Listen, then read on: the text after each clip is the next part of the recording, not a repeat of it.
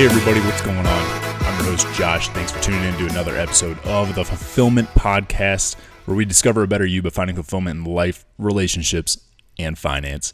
In this episode, I want to talk about how to think like a 1%, how to think like the 1%ers out there. This isn't not only in business. I know we always think about business, money, and all that stuff, but I do want to tie this into how can we be 1% thinkers in relationships too, because we provide value not only to the people that we work with, but we also provide value to the relationships that we have in our personal life and the relationships that we have in our intimate life, right? So there's more than one way that we can come to the table and bring value to people. And the biggest thing that I think we got to touch on when we're talking about this is we got to talk about the proposition and the ability to bring value to people. Now, what does that mean? What does bringing value look like? Well, there's a couple different ways, but if you think about it, right? If you think about the people that you enjoy hanging out with, if you think about the books you read, the podcasts you listen to, the radio stations, the songs, if you think about the TV shows and like all these things, right? All these things that go on in your life and what ones you enjoy and the ones you don't. What's the difference between what makes you enjoy something and what makes something that you don't enjoy? It's typically, right, going to boil down to some sort of, does it bring value to you? That value can be monetary, it can be entertainment, it can be growth, it can be any one of those things, right? But it's typically going to bring you something in that aspect that's going to give you some sort of value. And when we start thinking at more than just entertainment, and podcasts and books, when we start thinking about things at a bigger picture, about people that we're trying to attract into our lives, the relationships we're trying to attract, the jobs that we're trying to attract, right? The finances and the stability and stuff like that. When you start thinking about those things, you start understanding a little bit differently on how can I bring value to people as opposed to I don't have this or I want that or something is missing in your life. And instead of the missing concept, it's the I have or I can bring value, and that's how it comes. There's a thing that I say is people don't leave people that bring value to them, right? And it started with the concept of being in a relationship, right? People, like, a girl is not going to leave a guy that makes her a better person. If she is attracted to him, and he brings, I'd even back that up, but we'll stick with it for now. But like, if a girl is attracted to a guy, and that guy makes her a better person, she is more likely to stay with him than not, right? And the same is true vice versa, right? For a guy, if a girl makes him a better person, and he is also attracted to her, right? I think there's two parts to that game. You have to be attracted to the person.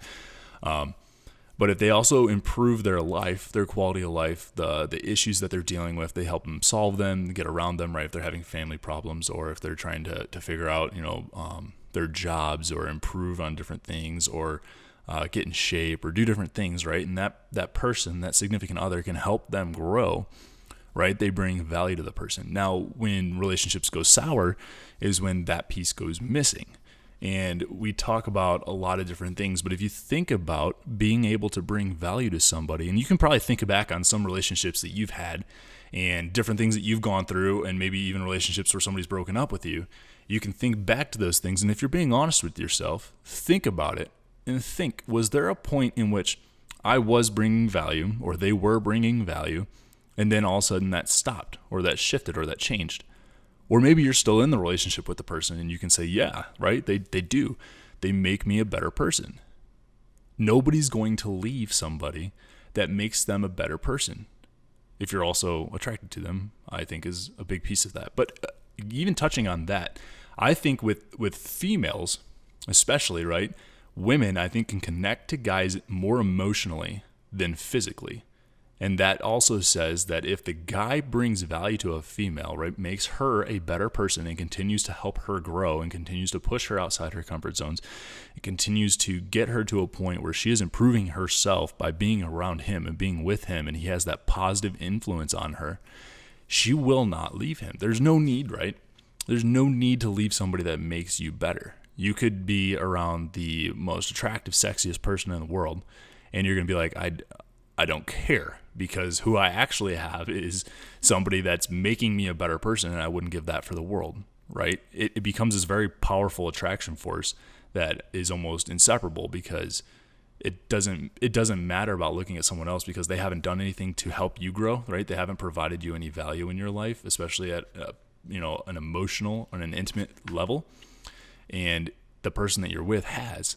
So they've got that massive leg up, which means you'll never let go until that would shift, right? I can think back to previous relationships that I've had, and that has been the case, right? When I think about this, when I say you will not leave somebody that makes you a better person, when you think that, right? When I think back on that, that is true in my past relationships, which is very, very, very interesting to think about. Now, I think some people do suffer and they do push through, or not push through, but they do deal with things because maybe they're not strong enough, right? When I think back to my marriage, right, I wasn't strong enough to get out. It wasn't, I wasn't being improved. I wasn't doing anything better, but it did get to a point where it stagnated. And when I stopped doing things for her, right, that's when she got promiscuous and started doing other things. So that does lend credence to it. Now, I was weak at the time and wasn't able to break off the relationship, so I did suffer through it regardless of her not, fulfilling those two key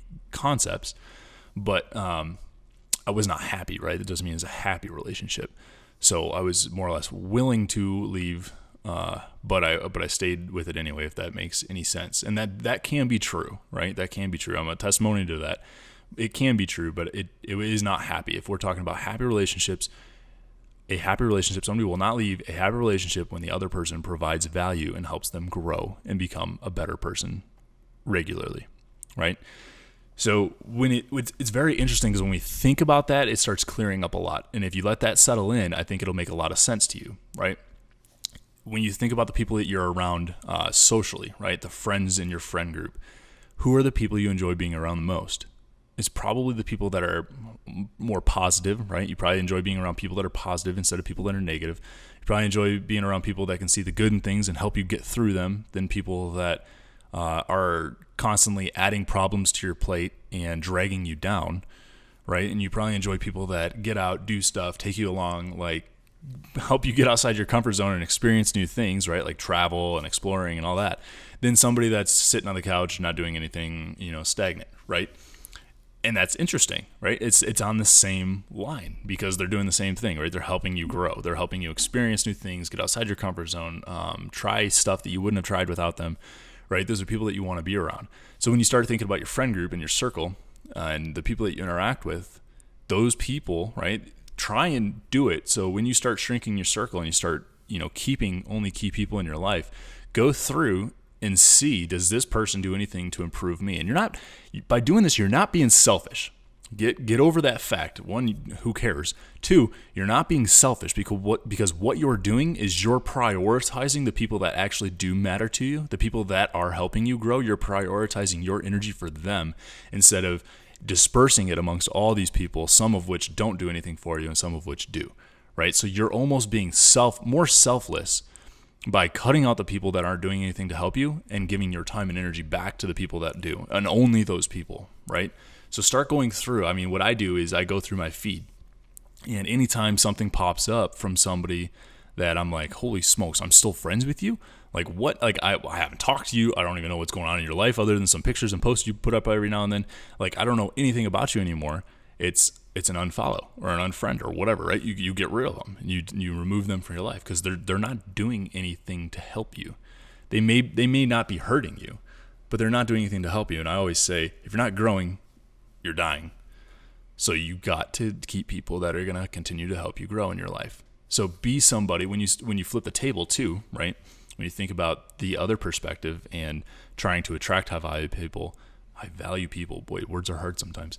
When you start trying to attract high value people in your life and you start trying to improve the community and the relationships and the experiences that you have with the people, right? Or if you're trying to attract a significant other, right? Somebody else that you want and you want them to be high value, what that means is they provide a high amount of value in your life.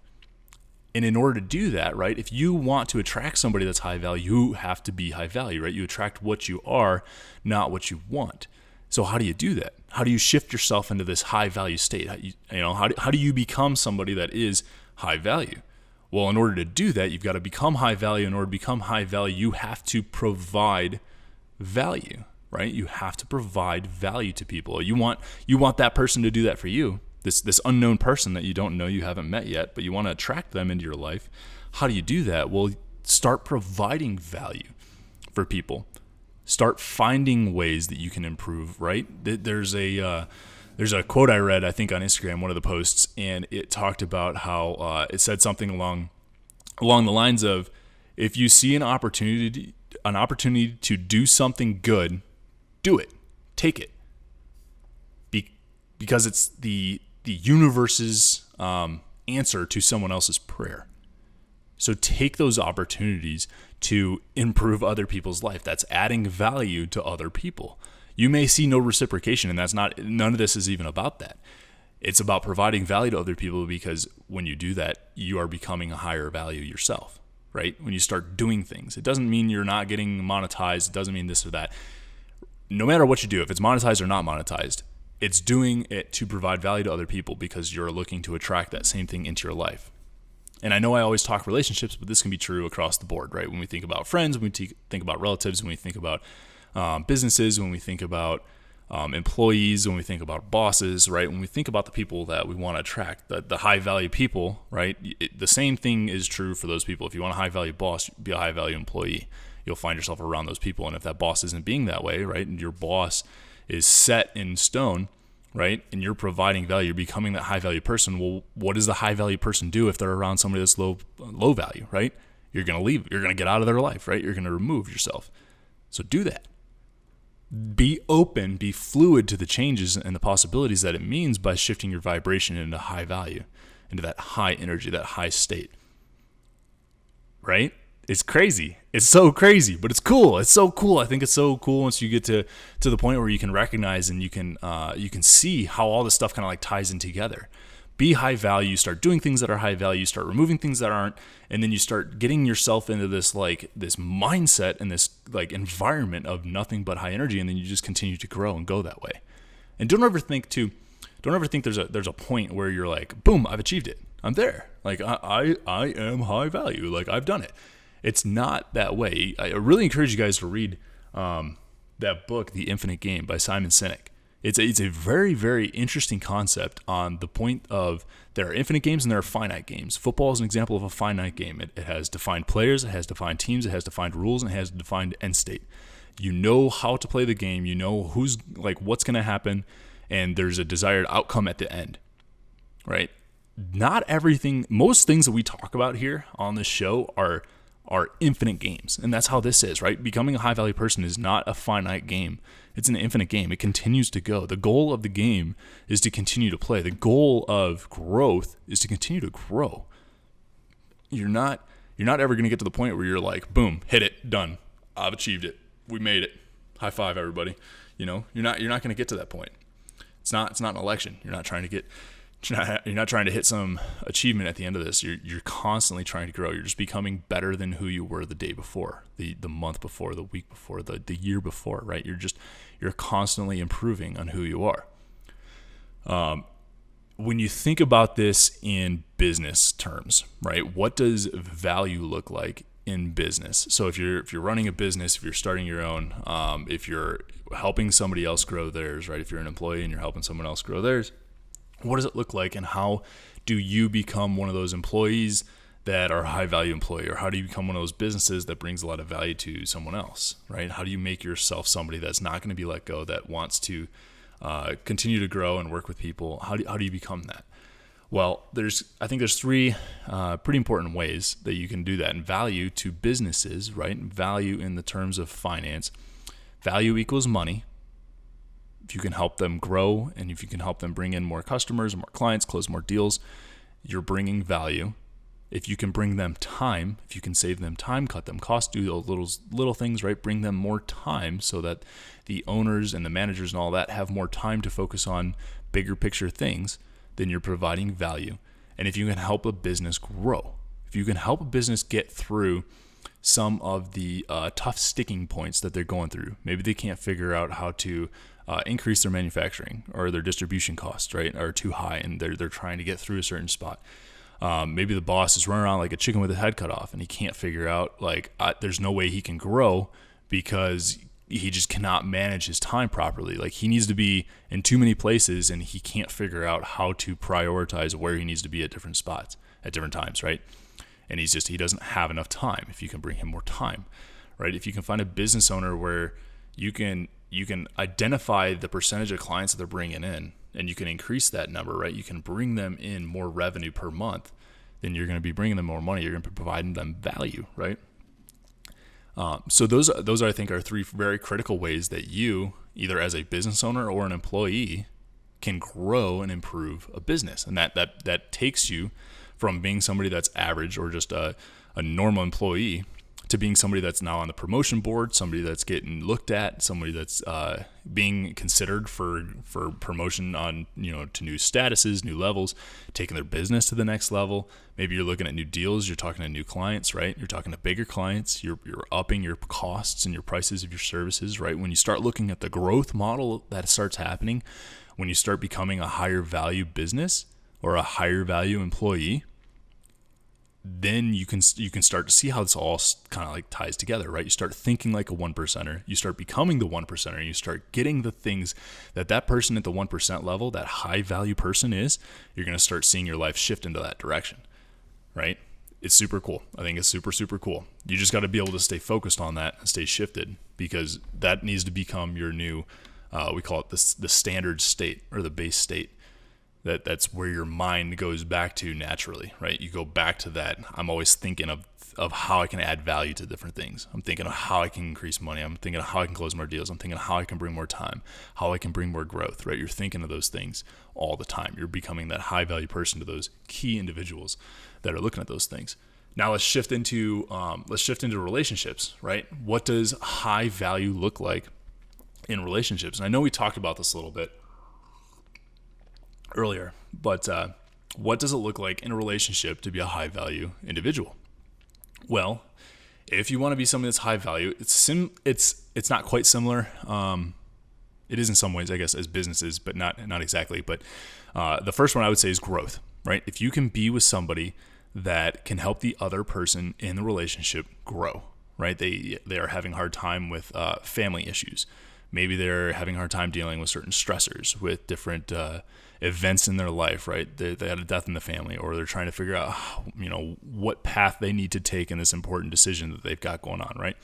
If you can help these different people grow in their life, you're going to make a significant change, and it's going to be hard for them to let you go, right? You're going to be adding value to them, so they're going to want to keep you around. You're going to be somebody that's going to be bringing a lot of value. I can say, obviously this is all advice coming from a single guy, but I have been married and I have been divorced, and I have dated people that I wasn't in love with, hence getting married. And then I did date people that I was in love with, right? Not people, it was one person. But regardless, I have dated and loved, I have dated and not loved, I have been married and divorced. So I've gone through kind of this like mass spectrum. I don't have any kids or anything, so I get it.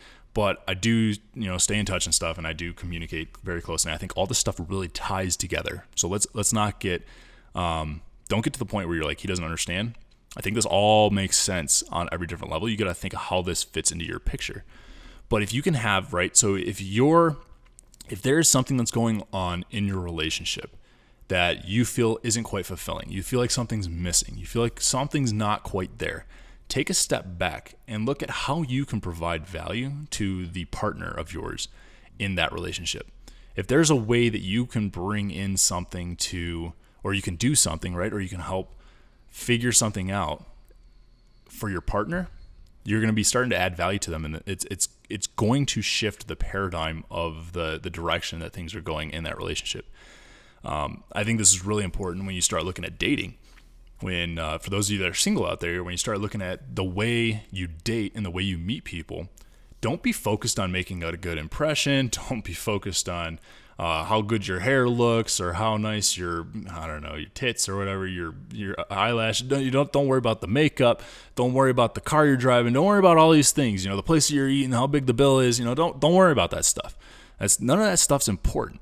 What anybody wants, you can ask any girl out there, anybody that's got their shit together at least, or any guy out there that is this, right? You ask these high value people, you ask anybody out there what they want somebody that's real to them, right? They want somebody that helps them grow and becomes better.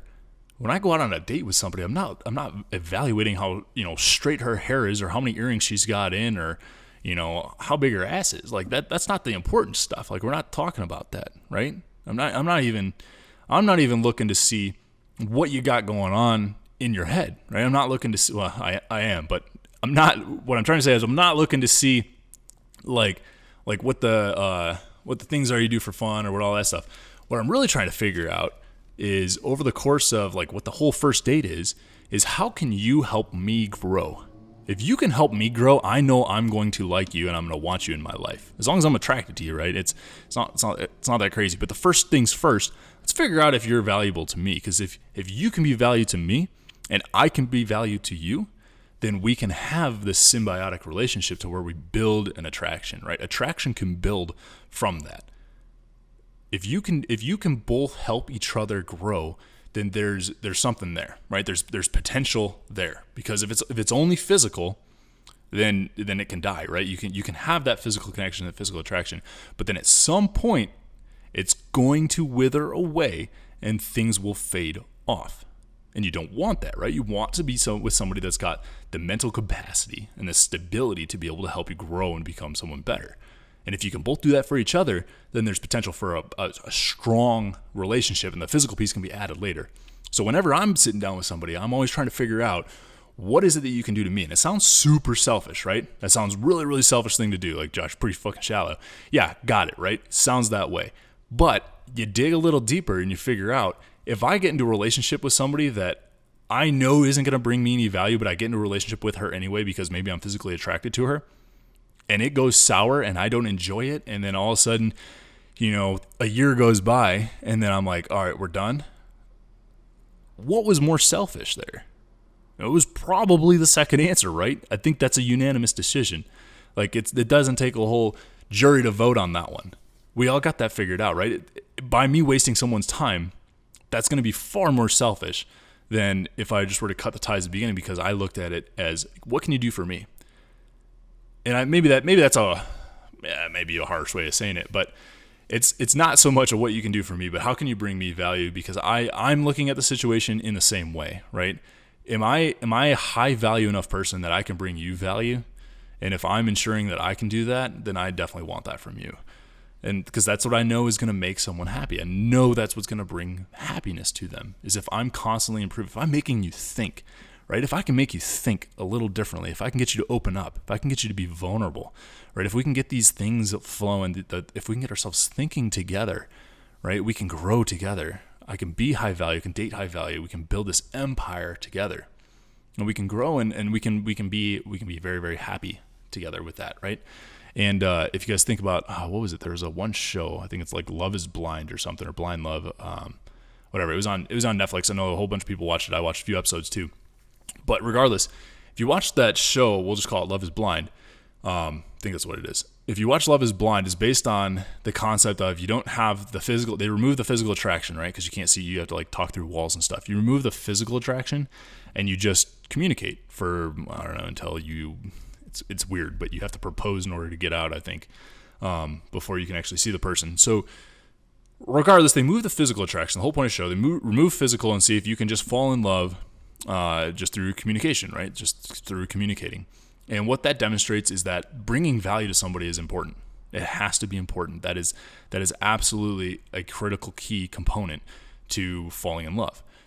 The other part of it is the physical attraction, because as you can tell, as the show goes on, people fall out of love because they're like, oh, like you're not who I thought you were, So there are very critically two pieces to the pie.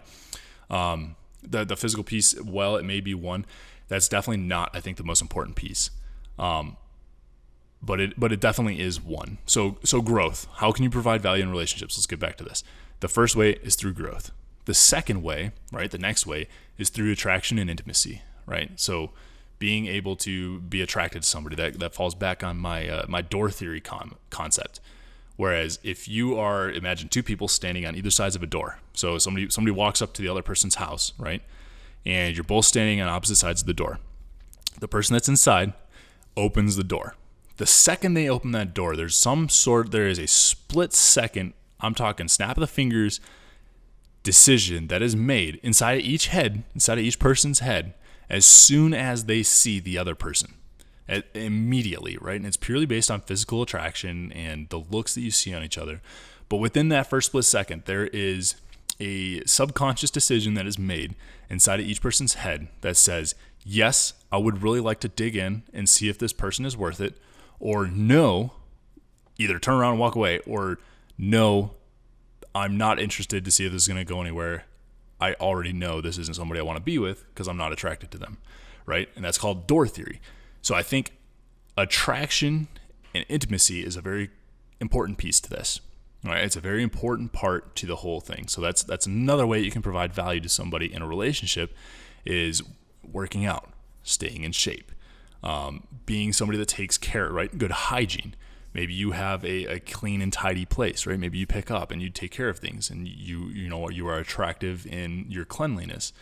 Maybe you can cook and clean and do things for them, right? That's also attractive, and that builds intimacy, right? These are all ways that you can do these. And this is true not just in the dating scene. You can also be in a relationship. For those of you that are married or in relationships, this is also a way to add value to somebody while you're in a relationship, right? Think about the things you can do to be attractive in the relationship, right? There's ways you can go about it, and it's not just set on one side. And the third one, so the second one is attraction and intimacy. The third one is vulnerability. Being able to be vulnerable and get the other person to do the same thing adds value to a conversation, or adds value not to a conversation, but to a relationship, right? Who are your good friends, right? Your best friends. We'll take a step back from the romantic side, and we'll go to friendships. If you look at who your best friends are, right, your closest friends, what's something different about them from just an acquaintance you have on the street? They probably know a heck of a lot more about you than somebody that you just met, somebody you just walked past, right? Why is that? Well, you're more vulnerable with them. You can open up to them. That's why, guess what? They're probably still your friend, right? If you can be open with somebody and connect with somebody and share things with them, you're being vulnerable, right? They're adding value. You like them in your life. They're a friend. We're calling friends people that you enjoy being around, right? People that you like.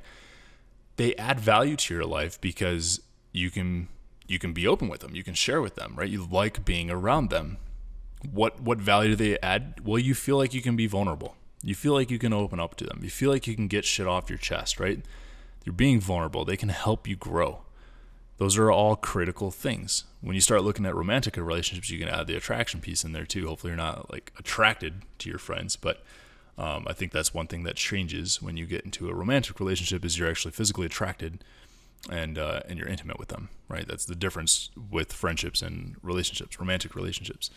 But the vulnerability being the critical third component is really important, because you have to be able to open up to the person, and it's not a very shallow opening up.